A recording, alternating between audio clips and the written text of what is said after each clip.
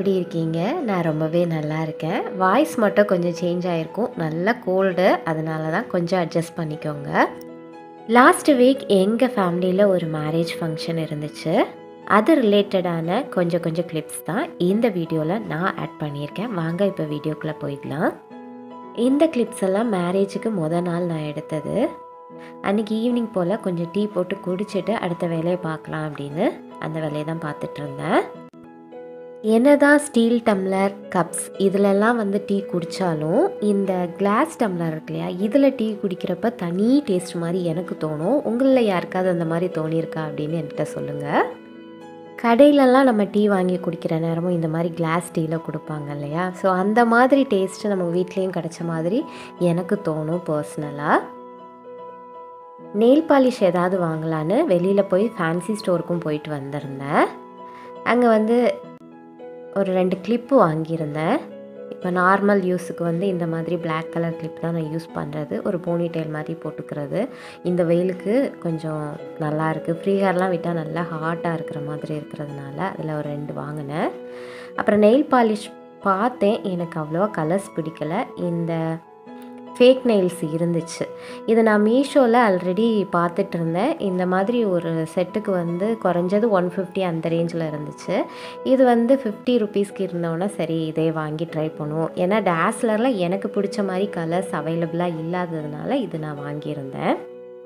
மல்லிகைப்பூ உதிரியாக ஒரு 100 வாங்கி கட்டி வச்சுக்கலாம் அப்படின்னு பிளான் பண்ணியிருந்தேன். பட் நான் போன நேரம் பூ இல்லை, ரொம்ப காஸ்ட்லின்னு வேறு கேள்விப்பட்டேன். நம்ம வீட்டில் இந்த செடி இருக்குது, இது பேர் எனக்கு தெரியாது. ஸோ இந்த பூச்செடி இருக்குது. ஸோ இதில் கொஞ்சம் பூ இருந்துச்சு, எதுக்கும் கட்டி வச்சுப்போம். அடுத்த நாள் கிடைக்கல அப்படின்னா இது வச்சுக்கலாம் அப்படிங்கிற மாதிரி பிளானில் செடியில் இருந்த பூவெல்லாம் பறித்து அதையும் கட்டி வச்சுட்டேன். எனக்கு பொதுவாக பூ கட்டுறதுக்கு தெரியாது. இந்த மாதிரி முடிச்சு போட்டது தான் கட்டுவேன் நான். பட் நல்லா டைட்டாக நீட்டாக என்னது எடை விடாமல் அழகாக கட்டிடுவேன். சின்ன வயசுலேருந்தே இதுதான் எனக்கு பழக்கம். நார்மலாக பூ கட்டுவாங்க இல்லையா, அந்த மாதிரி கட்டுறது தெரியாது. இவ்வளோ பூ இருந்துச்சு, அதை கட்டி எடுத்து வச்சுட்டேன். அடுத்து இந்த ப்ரெஸ் ஆன் நெயில்ஸ் வாங்கியிருந்தேன் இல்லையா, ஸோ இதை ஃபிக்ஸ் பண்ணிடலாம் அப்படின்னு அந்த வேலையில் இறங்கிட்டேன். ஃபஸ்ட்டு நம்ம விரலுக்கு ஏற்ற சைஸ் செலக்ட் பண்ணிக்கி எடுத்து வச்சுக்கிட்டோம். நான் ஒரு கையில் மட்டும்தான் ட்ரை பண்ணியிருந்தேன். ஏன்னா நான் ஃபஸ்ட் டைம் இந்த ப்ரெஸ் ஆன் நெயில்ஸ் நான் யூஸ் பண்ணுறேன். முன்னாடி அந்த க்ளூ போட்டு நம்ம செட் பண்ணுவோம் இல்லையா, அது ஆல்ரெடி யூஸ் பண்ணியிருக்கேன். பட் இந்த ப்ரெஸ் ஆன் நெயில்ஸ் இந்த டைம் தான் நான் யூஸ் பண்ணுறதுனால இது ஸ்டிக்கர் மாதிரி தானே இருக்குது, இது டக்குன்னு போயிடுச்சுன்னா என்ன பண்ணேன் அப்படிங்கிறதுக்காக ஒரு கையில் மட்டும்தான் ட்ரை பண்ணியிருந்தேன். ஆனால் பரவாயில்ல, எனக்கு 3 டேஸ் வரைக்கும் இருந்துச்சு. 3 டேஸ்க்கு அப்புறமும் எனக்கு போகலை. நான் பாத்திரம் கழுவினேன், துணி துவைச்சேன், எல்லாமே பண்ணேன். 3 டேஸ்க்கு அப்புறம் நான் தான் அதை ரிமூவ் பண்ணேன். இதை எடுத்து வச்சுட்டு நம்ம இந்த ஸ்டிக்கர் மட்டும் மீஷோலலாம் அவைலபிளாக இருக்குது. 20 ஷீட்ஸ் 100 ருபீஸ் அந்த ரேஞ்சுக்கு இருக்குது. அதை நம்ம வாங்கி வச்சுக்கிட்டோன்னா அகெயின் நம்ம யூஸ் பண்ணலாம். எனக்கு இந்த செட் 50 ருபீஸ்க்கு தான் கிடச்சிது. உங்களுக்கு நியர்பை ஷாப்பில் இருக்கா அப்படிங்கிறத ட்ரை பண்ணி பாருங்கள். முன்னாடிலாம் நான் நெயில் ஆர்ட் வீடியோஸ் போடுவேன். அப்போ எனக்கு கமெண்ட் வந்துகிட்டே இருக்கும், நெயில் ஆர்ட் வீடியோ போடுங்க அப்படின்னு சொல்லி. பட் எனக்கு அதில் அவ்வளோவா இன்ட்ரெஸ்ட் கிடையாது. இப்போது இந்த மாதிரி அந்த நெயில் ஆர்ட் பண்ணணும் அப்படின்ட்டு இருக்கிறவங்க நிறைய நமக்கு ஸ்பெண்ட் பண்ண முடியாது இல்லையா, அந்த ஜெல் எக்ஸ்டென்ஷன்லாம் வைக்கிறாங்களா, அதுக்கெல்லாம் நிறைய செலவாகும். ஸோ அதுக்கு பதிலாக இந்த மாதிரி வெரைட்டியாக நமக்கு இருக்குது மார்க்கெட்டில். மீஷோவில் கூட நிறைய அவைலபிள் இருக்குது. கொஞ்சம் ப்ரைஸ் நமக்கு நியர்பை ஷாப்போட அதிகமாக இருக்கும்னு நினைக்கிறேன். ஸோ உங்களுக்கு தேவைப்பட்டால் வாங்கி நீங்கள் யூஸ் பண்ணிக்கலாம்.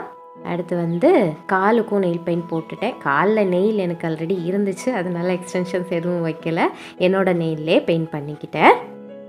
அன்றைக்கி அப்புறம் எந்த வீடியோவும் எடுக்கலை. அடுத்த நாள் மார்னிங் கிளம்பிட்டு ஒரு சின்ன கிளிப் மட்டும் தான் எடுத்தேன். ஏன்னா கொஞ்சம் அவசரமாக கிளம்புற மாதிரி இருந்துச்சு. மத்தியானம் நான் மட்டும்தான் கிளம்புனேன். ஹஸ்பண்ட் ஈவினிங் தான் வந்தாங்க.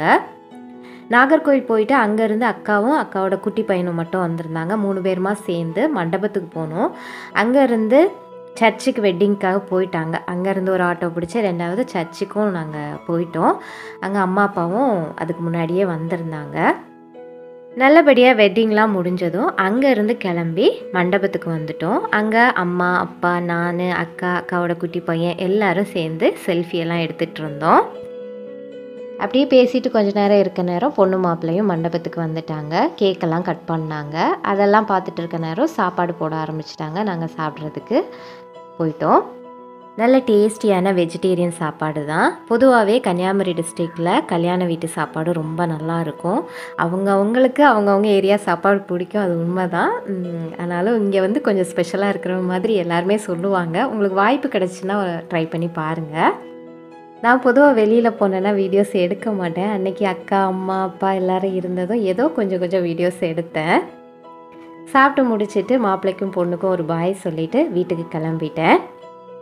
வீட்டுக்கு வந்து ஒரு 2 hours தான் இருந்துச்சு. அடுத்து அகெயின் ரிசப்ஷனுக்காக கிளம்ப ஆரம்பிச்சிட்டேன். ஈவினிங் வந்து ஹஸ்பண்டும் வந்தாங்க. 2 பேருமா சேர்ந்து தான் போனோம். ஸோ இதுதான் என்னோடய அவுட்ஃபிட்டு. அப்போவும் நான் பெருசாக எந்த வீடியோவும் எடுக்கலை. கிளம்பிட்டு ஹஸ்பண்ட் கிளம்பிட்டு இருக்க நேரம் இந்த கிளிப் மட்டும் எடுத்தேன். எங்களுக்கு பக்கத்தில் இன்னொரு கல்யாண வீடும் அன்றைக்கி இருந்துச்சு. அதனால் முதல்ல அங்கே போயிட்டு அதுக்கப்புறமா தான் ரிலேட்டிவ் அவங்களோட ரிசப்ஷனுக்கு போனோம். ரொம்பவே லேட் ஆகிடுச்சு. நாங்கள் அங்கே ரீச் ஆக நேரம் 8:30க்கு மேலே ஆகிடுச்சு. அங்கே வீடியோ எடுக்கணும் அப்படிங்கிறதே நான் மறந்துட்டேன். ஏன்னா லேட்டாக போனதுனால கடன்னு சாப்பிட்டுட்டு பொண்ணு மாப்பிள்ளையும் பார்த்துட்டு வர்ற மாதிரி இருந்துச்சு. அவ்வளோக்கு தான் டைம் இருந்துச்சு. அங்கேருந்து ரொம்ப பக்கம்தான் கன்னியாகுமரி. நைட் டைமில் பீச்சில் உட்காந்து காற்று வாங்குறது ரொம்ப நல்லாயிருக்கும் இல்லையா? ஸோ அந்த மாதிரி கொஞ்சம் டைம் ஸ்பெண்ட் பண்ணிவிட்டு வீட்டுக்கு கிளம்பலாம் அப்படிங்கிறதுக்காக போனோம்.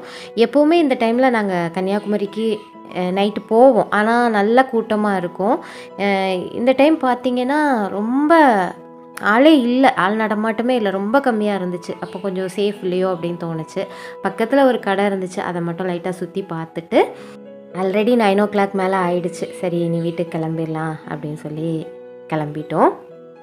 வீடியோட எண்டுக்கு வந்துட்டோம். இந்த வீடியோ உங்களுக்கு பிடிச்சிருக்கோன்னு நம்புகிறேன். பிடிச்சிருந்துச்சுன்னா லைக் பண்ணுங்கள், ஷேர் பண்ணுங்கள், சப்ஸ்கிரைப் பண்ணுங்கள். கூடிய சீக்கிரமே இன்னொரு வீடியோவில் சந்திக்கிறேன்.